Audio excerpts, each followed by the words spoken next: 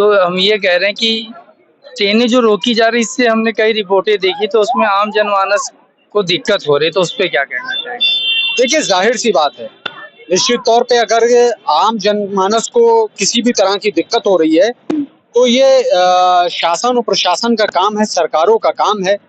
अब इसके लिए भी अगर आप भाजपा के किसी नेता या मंत्री या समर्थक या कार्यकर्ता से बात करेंगे तो हो सकता है कि वो इस समस्या के लिए भी नेहरू को जिम्मेदार ठहरा दे, गांधी को जिम्मेदार ठहरा दे, कांग्रेस को जिम्मेदार ठहरा दे, जबकि केंद्र में भारतीय जनता पार्टी की सरकार है और उत्तर प्रदेश में भी पूर्ण बहुमत की भारतीय जनता पार्टी की सरकार है। जिम्मेदारी उनकी है, रेल मंत्रालय जैसा आपने कहा, सही कहा, उनके पास है। तो इस तरह से ट्रेनों को रोक कर पब्लिक को परेशान करके अगर वो ये सोचते हैं कि उनको कामयाबी मिल जाएगी तो ऐसा नहीं है।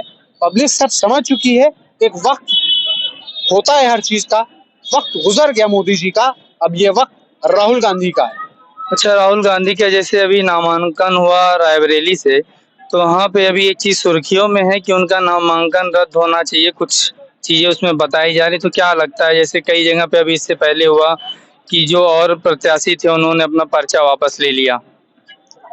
देखिए, राहुल जी का तो नामांकन हो गया है और उनको आधिकारिक रूप से स्वीकृति मिल चुकी है। अब कौन क्या कहता है, उस पर क्या प्रतिक्रिया देता है, वो एक अलग बात है। लेकिन राहुल गांधी रायबरेली से मैदान में उतर चुके हैं, उनका नामांकन हो चुका है, उसको स्वीकृति मिल चुकी है। अब हमें सिर्फ ये देखना है कि वो कितने ज्यादा वोटों से जीत कर आते हैं, हमें सिर्फ इसका इंतजार है। संभावना है? ऐसे तो गवर्नमेंट के, भाजपा सरकार के लिए नहीं जीत पाएंगे। भाजपा के कहने से अब कुछ नहीं होगा, भाजपा के दिन बहुर गए, वो कहते हैं ना, हो गया। और इसकी सुगबुगाहट आपको मोदी जी के और योगी जी के भाषणों में नजर आ रही होगी। हताशा, निराशा, पहुंच गए वो पाकिस्तान, पहुंच गए वो मुसलमानों पर। आपको याद होगा बिहार में चुनाव हुआ था तो इसी तरह का बयान अमित शाह ने दिया था कि यहाँ कांग्रेस जीतेगी तो पाकिस्तान में पटाखे फूटेंगे। यहीं पर वही बात अब इंडिया में जीतेगी तो पाकिस्तान में क्यों पटाखे फूटेंगे? ये अमित शाह से पूछिए, ये नरेंद्र मोदी से पूछिए, ये योगी आदित्यनाथ उर्फ अजय सिंह बिष्ट से पूछिए कि यहाँ अगर सरकार जीतेगी, यहाँ का कोई विपक्षी दल, राजनीतिक दल जो भारत का है, भारत में इतने साल 70 साल हुकूमत कर चुका है, न जाने कितने प्रधानमंत्री दिए हैं कांग्रेस ने इस देश को, कितने राष्ट्रपति, कितने विधायक, सांसद, गवर्नर, मुख्यमंत्री, और उस पार्टी को नरेंद्र मोदी जी पाकिस्तान से जोड़ रहे हैं। एक दौर था, रिपोर्ट बताते हैं, आंकड़े बताते हैं कि हिंदुस्तान में 2500-2600 विधायक थे आपके कांग्रेस के, और बीजेपी के वर्तमान 1600-1700 ही हैं सिर्फ।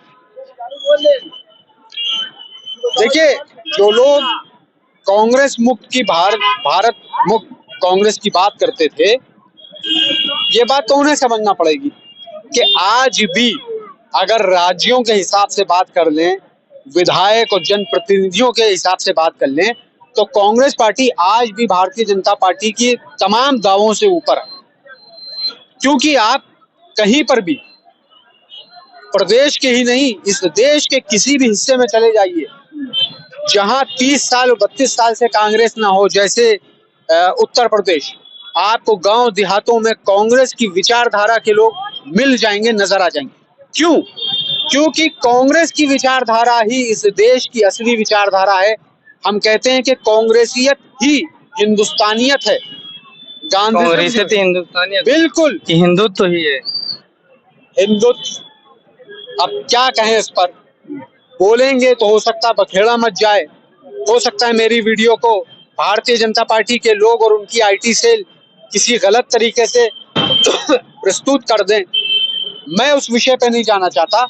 मुझे पूरा यकीन है अपने नेताओं पर, अपनी पॉलिसियों पर और हमारे न्याय पत्र पर, जिससे भारतीय जनता पार्टी बौखलाई हुई है।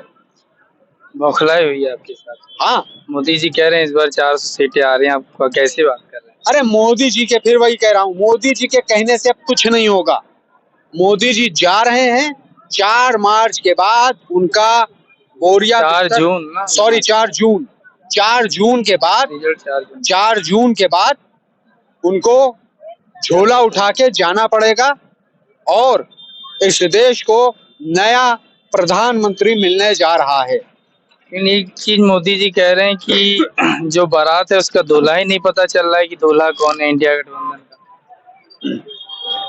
देखिए, कई राज्यों में फिर मैं कहूंगा कि भारतीय जनता पार्टी के तमाम नेता दो मुंहे सांप हैं।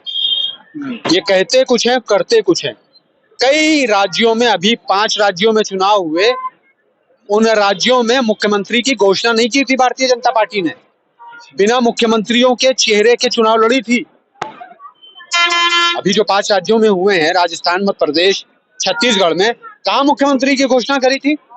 तो जब ये स्वयं करते हैं तो बता देते हैं कि हमारे यहाँ तो तय होता है, कार्यकर्ता तय करते हैं, नेता तय करते हैं। और जब दूसरी, खासतौर से कांग्रेस पार्टी अगर अपनी कोई स्ट्रेटेजी करती है तो ये कह देते हैं कि बिना दूल्हे की बारात।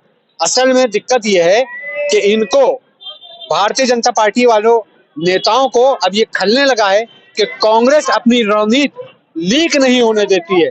जैसे राहुल गांधी को अभी अमेठी नहीं लड़ना था, रायबरेली लड़ना था।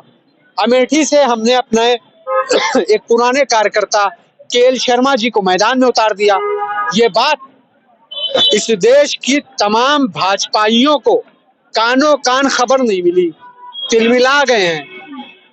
और हमारी पार्टी ने एक सच्चा कार्यकर्ता, जिसने पार्टी की 40 सालों से सेवा करी और वो अमेठी के बूथ स्तर के कार्यकर्ताओं को नाम से जानता है, ऐसे कार्यकर्ता को पार्टी ने स्मृति ईरानी के टक्कर में जीत पाएंगे? उन्होंने तो राहुल गांधी को भी हरा दिया था। हमने हार को स्वीकार किया था सभ्यता के साथ।